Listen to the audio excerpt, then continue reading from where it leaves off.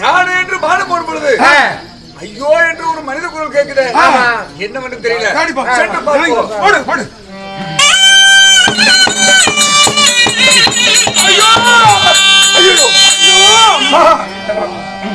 ஐயோ கடவுளே, ஏப்பா ஐயோ யாருப்பா நீ?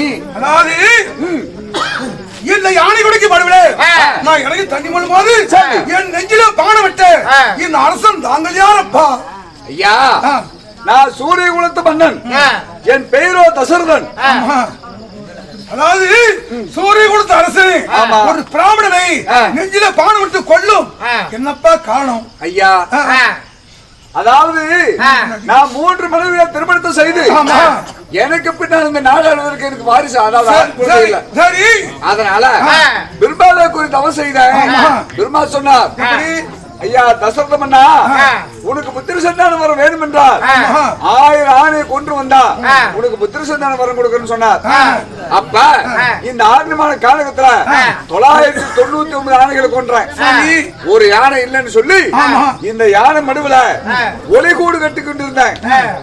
அந்த ஒலிகூட்டுல இருக்கும் பொழுது இப்போ அதாவது இந்த தண்ணீர் முண்ட அப்ப தண்ணீர் முள்ளும் பொழுது யானை தண்ணி குடிப்பது போல் என்று சத்தம் வந்தது. யானை தான் தண்ணி குடிக்குதுன்னு சொல்லி மறைமுகமாக நின்று நான் பானத்தை தொடுத்து விட்டேன். என்ன மன்னித்திருப்பா. ஐயா, நான் யார் தெரியுமா? அதாவது நான் ஒரு யானை பிராமணன். என் பேர் குருபுத்திரன். எங்க அப்பா அம்மா கண்பாடு கிடையாது. எனக்கு வந்த பொண்டாட்டி எங்க வீட்டுக்கு ஒரு கொடுமைக்காரி ஆயிட்டா. அவளை நாயை சமைச்சிட்டு எங்க அப்பா அம்மா தூக்கிட்டு காவடி கட்டி காசிக்கு வந்தேன். வரும்போது தண்ணி தான் கேட்டாங்க. நீண்ட தொலைவிலே ஒரு ஆலாமரத்து கலையில மாட்டிட்டு இந்த மடுவை தண்ணி முன்னேன்.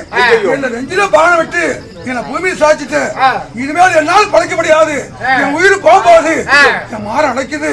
என் உடம்பு ரத்தம் ஆறா ஓடுது. ஐயோ, நான் சொல்ற மாதிரி கேளுங்க. என்னையா செய்யணும்? எங்க அப்பா அம்மா 2 பேரும் தண்ணி தாகத்துக்காக உயிருக்கு போராடிப்பாங்க.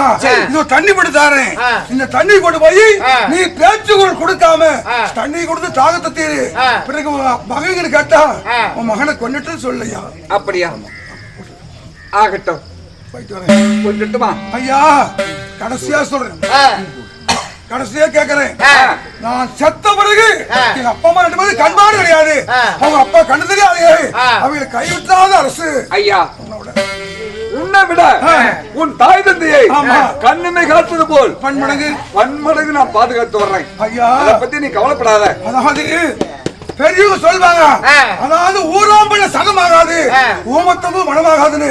நான் செத்த பிறகு கண்ணுலாம் அப்பா அம்மா கைவிட்டாத அரசு. ஐயனே, ஒருபோதும் அவங்களை கைவிட மாட்டேன். ஐயா, கவலைப்பட வேண்டாம். ஐயா, கை கொடுங்க. எங்க அப்பா அம்மா 2 பேர்த்தையும் கண்ணில்லாதவங்களை கைவிட்டாதீங்க.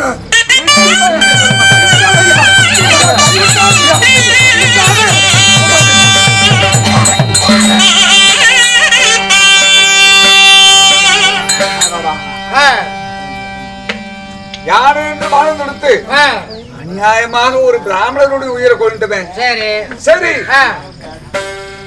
இது பையன் வேந்தர் மறிய மாட்டார். அதனால இந்த குருபுத்திரன் சொன்னது போல இவருடைய தாய் தந்தையுடைய தாகத்தை தீர்த்து அவர்களை நம்முடைய நாட்டுக்கு அழைத்து சென்று அவர்களை பாதுகாப்பாக பார்க்கணும். புறப்படுமா?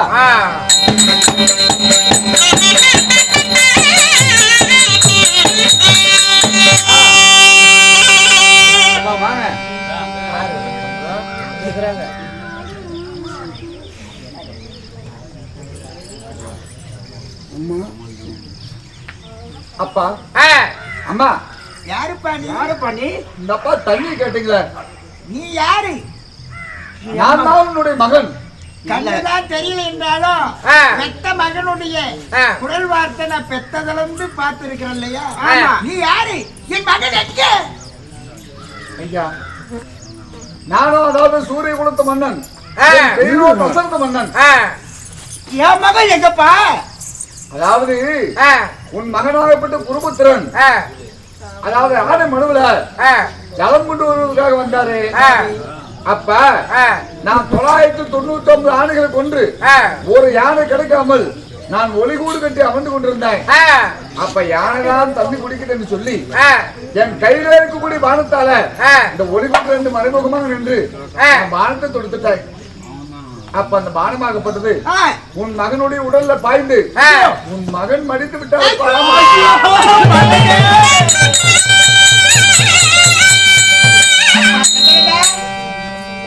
என் மகனுடைய ஜலம் எங்கே? எப்படியாவது என் மகனை காட்டுப்பா. வாங்க ஐயா, கொண்டு போய் காட்டுறோம்.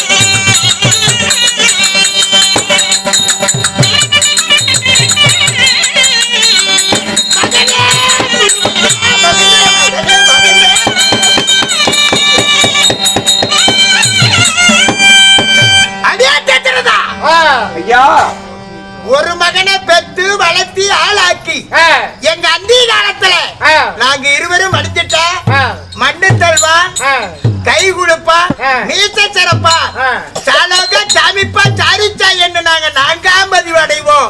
ஆனா சண்டாளா உனக்கு பிறக்கின்ற புத்திர சண்டானத்துக்காக என் மகனை மடிச்சிட்டேன்.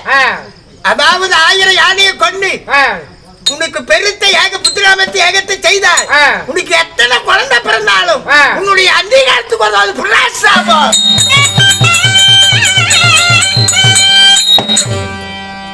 கடவுளே, ஒரு ஆணைக்காக ஆசை வைத்து இப்படி 3 உயிர்களை மடித்துட்டுமே. அதனால இவர்களோ கண் நேத்திரம் இல்லாதவர்கள். குருபுத்திரன் தன் மகனா, அதாவது மகனும் உதவாமல் போயிட்டான். இவர்களை கொண்டு போய் நம்முடைய நாட்டுல சீரும் சிறப்போடு நம்மள வைத்திருக்கோம் சொல்லி மனதிலே என்னன்னா, நான் என்னுடைய விருப்பம் என்னவென்று தெரியாமல் படிக்கே எனக்கு இப்படி சாபத்தை கொடுத்துட்டாங்க. அதனால இந்த 3 பேர்களையும் தகனம் செய்வர்கள் யாருமே இல்ல. அதனால் இந்த கானகத்தில் 3 பேரையும் எடுத்து தகனம் செய்து விட்டு நாம புறப்படுவோம் நம்மளுடைய நாட்டுக்கு.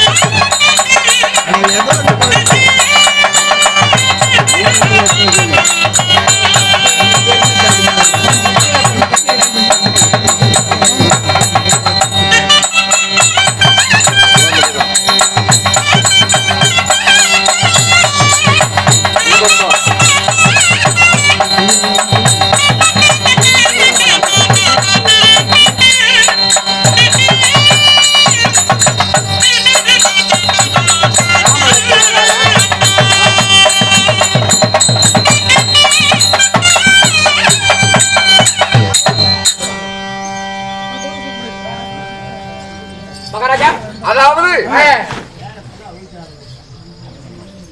இப்படி, அதாவது 999 ஆணைகளை கொண்டு இந்த பிராமணர்கள் மடித்ததோடு 1000 கடக்க வைத்து தசரத மன்னன் பிரம்மாவிடத்துல சொல்ல, பிரம்மாவாகப்பட்டவர் அதாவது எனக்கு புத்திர சந்தானம் வரம் கொடுத்திருக்கிறார். இந்த வரத்தை பெற்றிருக்கிற நான் இந்த வரத்தை கொண்டு போய் என் மனைவிமார்களிடத்துல கொடுக்க வேண்டும். பா போலாம்.